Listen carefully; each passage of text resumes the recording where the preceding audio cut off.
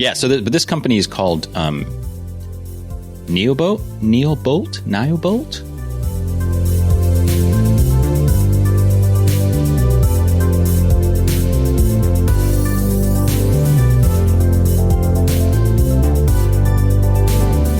Welcome to I Like Batteries, the show where we explore the world of batteries. I'm Jeff Lynch.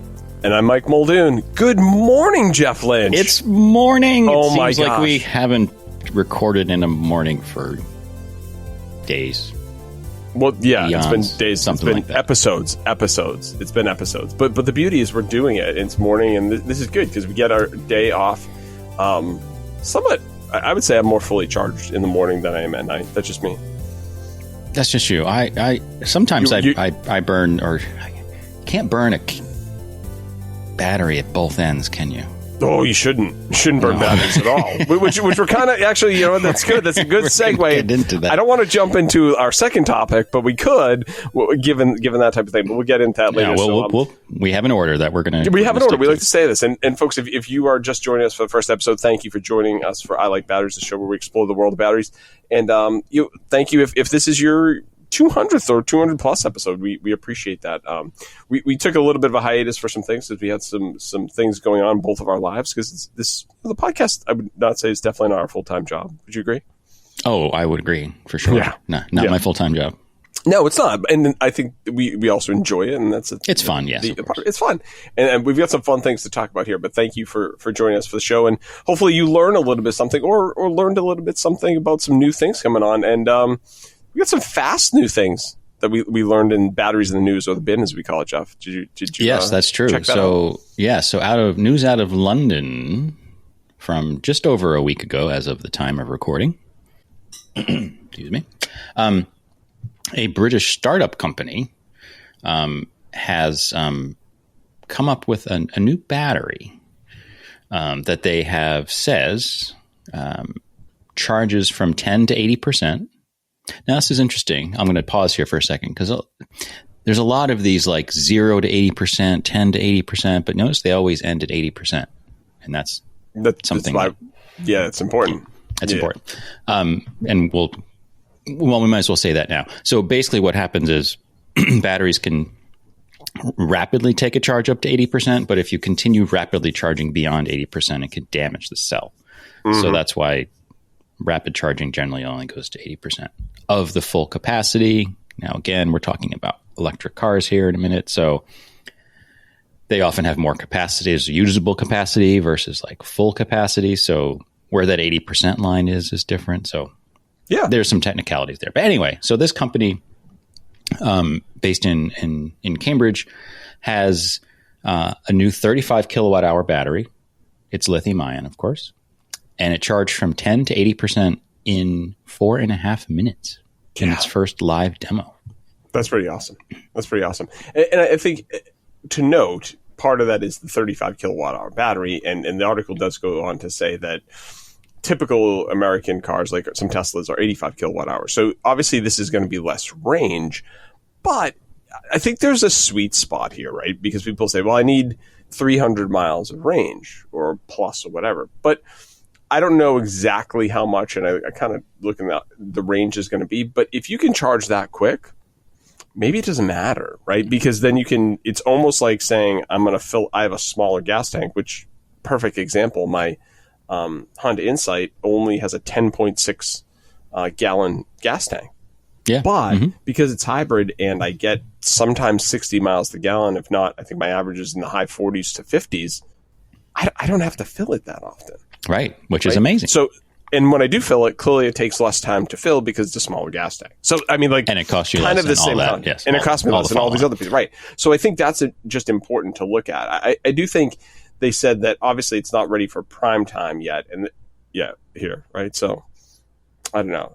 4,000 fast charge cycles equivalent to 600,000 miles while returning 80% of its capacity is what their testing did. So,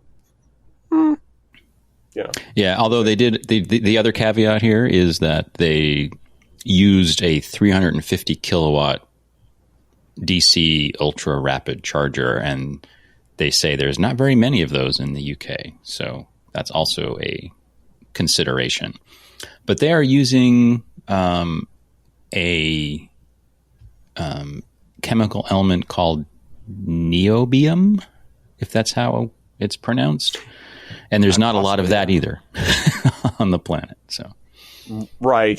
So I think this is that. Here's the theoretical, similar to when you look at a lot of the companies like QuantumScape coming out with solid state batteries and pieces. But this is good. This is good stuff in terms of ability to be able to, make things quote unquote better. And I think that sweet spot for EVs is going to be there. So we'll see. I mean, there's probably going to be a day in the near future where a power station, it won't be a gas station, right? Like you're going to have that ability where you've got gas and you've got electric. I don't know if that's actually, because I don't charge my hybrid, like it's not plug-in hybrid. Right. I wonder if are you allowed to charge it and get gas at the same time? Or is that feels wrong. I don't know. I'll have to look at the safety pieces of that, but that just feels like you're putting electricity and gas in at the same time. That just there's kind of stream of consciousness, obviously question, but it's just kind of interesting to me when we look at those things. But we'll see. We'll see how things go. But Jeff, there's another thing I wanted to talk a little bit about batteries is hopefully with 6,000 charge cycles or whatever they said, that they had theoretically put these through. 4,000 fast charge cycles. At some point, you're going to have to get rid of that battery, right? But we've got some news, and this is going to be happy for our friend, Tom Bishop at Pale Blue, because Tom's been pushing this a lot, which is, single-use batteries and the thing about them of like what you need to do and getting rid of them. We've talked about that, and previous to this, California was the only state that I knew of that was made it illegal to essentially throw them out. But breaking news as of July 2nd, Vermont officials are reminding folks to dispose of household batteries responsibly now that it's illegal to dump them in the trash, Jeff. This is good news. We like it. This is good news. Yeah. So the Vermont Department of Environmental Conservation, Josh Kelly, says they find batteries that would separate and try and track them where they came from to enforce the law. So if you're in Vermont, no. Don't think that maybe you might. It's like you're going 65 and a 55. They're going to try and track you and put that down. I don't know what they are going to be charging you if they find it. But the cool part is what they're going to be doing is they're recycling the batteries to fertilizer and sunscreen. Now, I think we covered the fertilizer part, like the phosphorus at one point that they're going to be using in fertilizer, but I don't think we ever covered the sunscreen part. Like, do you rub the battery on your skin to help? Probably not. I don't know. We'll have to unpack that a little bit more. But yes, it is illegal to throw a battery out in the trash in Vermont. So and critically, they might fine you, but I doubt they would charge you. Yeah, definitely. And it says there's now more than 100 battery collection sites in Vermont. Yeah, and there's a handy link in the article. There's a handy link, to be able to get to. So, and you know where it links? You know where it links to? Call to recycle. Yeah, I mean, come on, like without even clicking the link, I would have guessed to call to recycle. And awesome for them, right? I mean, we've started exploring that way back in the day, probably early stages of the podcast, and they continue to grow. And that's not going to go away. I mean, maybe someday it'll go away when single-use batteries go away, but we're still not seeing that. Like, you go into Dollar Tree, you go into any place, you go into Lowe's, Home Depot, keep naming the places, Target, Walmart, single-use batteries out there. Like, there's a really small section of rechargeable batteries. But the good part is I know Tom's been getting Pale Blue in a bunch of different spots, and I think it's in Ace Hardware, which I'll have to check. I have to figure out where there's an Ace around me to be able to check. But I'd love to go and see it, and I'll take a picture and send it to him once I send it to them. But I know they're trying to roll it out in more retail locations. Sometimes it's a little bit easier to just buy it off their website. So that's easy to be able to do. And obviously we like them as well. I mean, Tom's been on the show a number of times here. So in case you were wondering where you'd have to go, to be able to buy these potential batteries, you can do so. And I think at one time, boy, I wish I had better prep on this, Jeff. I would have actually had our discount code in there, but it's paleblueearth.com for that if you wanted to kind of take a look and be able to go there. And they've got a ton of batteries. I think when I originally purchased them, looks like I went to the website, 15% off your first order if you're type of thing. I bought the bundle, and I want to call it is the I got the AA and AAA sustainability kit, and right now without the discount code, it's $89.99, which you're going to get eight AA and 8 AAA batteries, which I know people are going to balk and say $89.99, but yet again, do the math. Yeah. Like number of charge cycles, it's a no-brainer. And they recharge. They recharge quickly. So they recharge quick. And the other piece of this is that when you need a battery, right, and you're like, oh, I got to run out and do battery. Think about your time versus like, oh, I'll just plug these in and in an hour you've got it. Well, by the time you run out to Walmart or wherever you go, take your pick, right? You run out to Walmart, you get it. I mean, so I'm going to do this for you. We didn't prep this, but I'm going to just ask you as we record. If you needed a battery, now I know you use Pale Blue and you recharge it, but if you went out to get a single-use battery, how far would it be for you to get to a place where you could get one? Yeah, it's just about 5 miles. 5 miles. So wouldn't be 5 minutes because you can't probably drive 60 on your roads. No, can't. No, it's 20-minute round trip. 20-minute round trip, and then you have to put it in there. So in 30 minutes, let's just say, by the time you went into the store, stood in line, were able to do this, you could easily get a 50% recharge on the battery and do it for whatever you needed to. Yep. Right? Mm-hmm. For sure. So that's just our little piece of the equation here. But Jeff, the cool part about Pale Blue is, and we have these, I know you have them and I have them, is they have some awesome solar panels. I love them, by the way. I use them a ton to recharge the batteries and my power stations. They work really well in even kind of muted sun that's cloudy, which is important. But here's the thing, Jeff. If you had those Pale Blue solar panels out there, do you know what the right angle you'd have to have them at if you wanted to get optimum charging? This was news to us, and apparently it's obviously different based on where you are on the Earth and the season. But generally speaking, this was kind of interesting. It was basically the angle equates to your latitude on the globe, which is like pretty amazing. And Mike and I are pretty close. Have it facing south, though. Yes, should have it south. Yes, right. We'll get into that. To be clear, in terms of like angle, but like compass direction. I think orientation is sort of orientation. Thank you.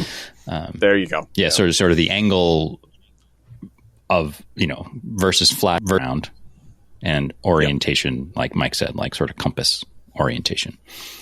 And apparently, and this is what Mike and I were talking pre-show, and we're discussing. Well, we obviously, since we've been doing this a while, and Mike certainly knows more about solar than I do, but ideal orientation is south facing, and we're like, well, what if it's off a little bit?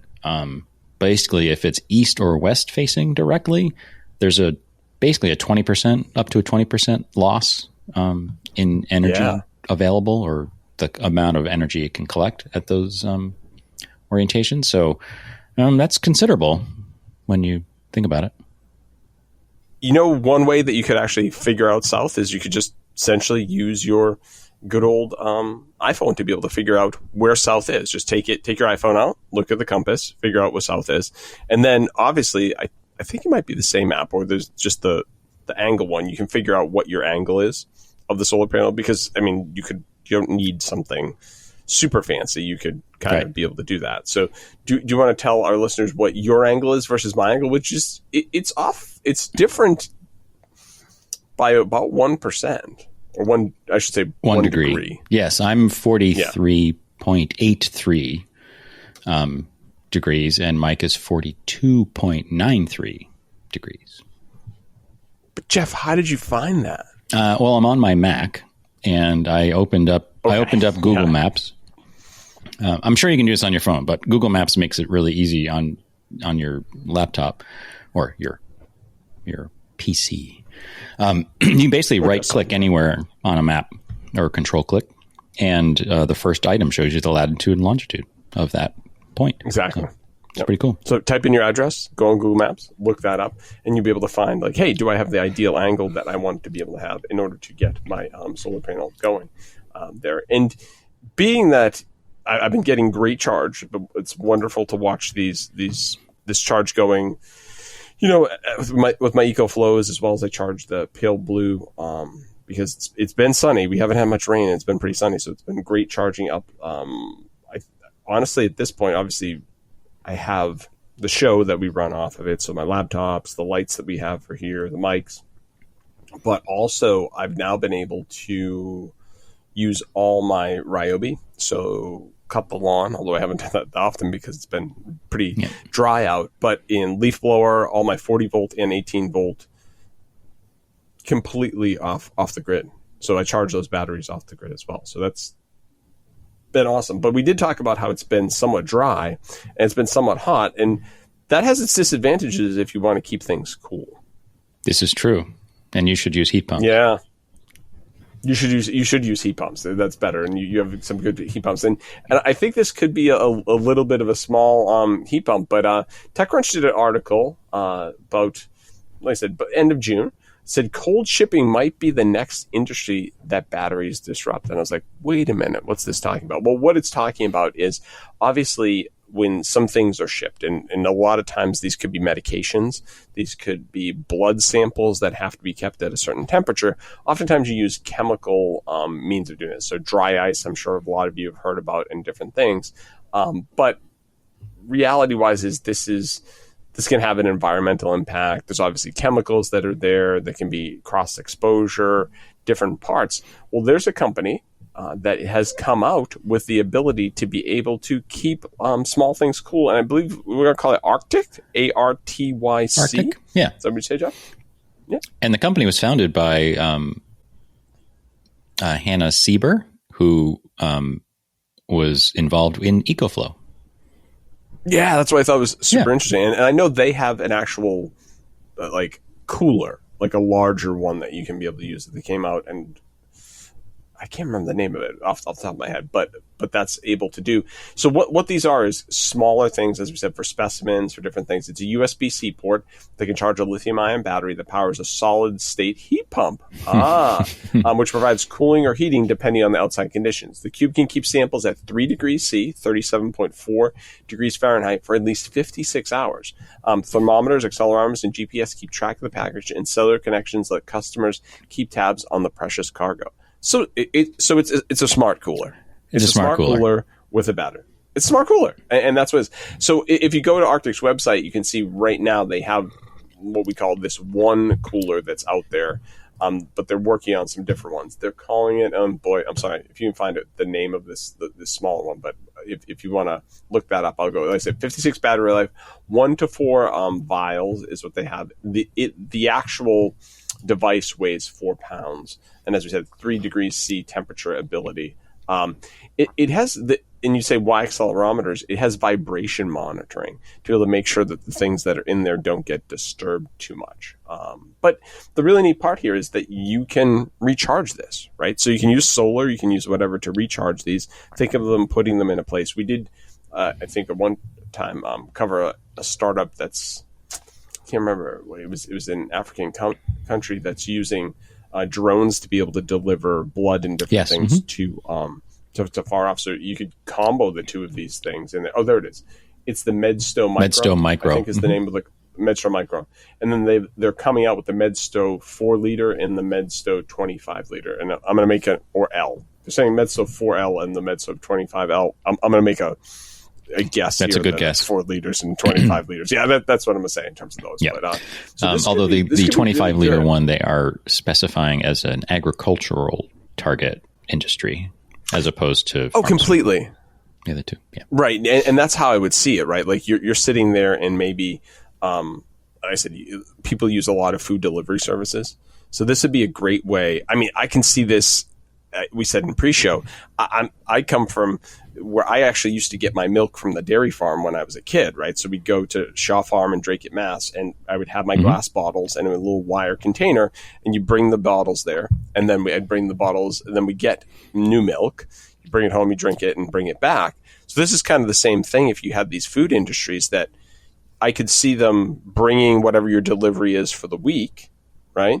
And then basically picking up the one that was already there and keep recycling this back and forth, which would be awesome. Yeah, no, that's really great. And the notion that, it says 56 hours for this small one, I'm sure they're working on similar timeframes for the larger ones too. But plug a pale blue solar panel in it, let it sit on top, and now you're running for a much longer time if you've obviously got which would be cool is if you recharge it and give it back to them like 80% recharged, then you get a discount. Maybe there's a discount. Then you get a discount. You see where we're going there? You're following where I'm going there. Yeah, exactly. And folks, so hopefully that was informative to you. And with that, we hope you stay fully charged or at least 80%. And hopefully you've got some good information out of this show. And join us next time we have another show. Hopefully you stay a little bit cooler and maybe use an Arctic cooler to cool off some of your things. Even if you're in the Southern Hemisphere. True. Yeah. Don't forget, check your latitude. You have ideal solar ranking too. Take care.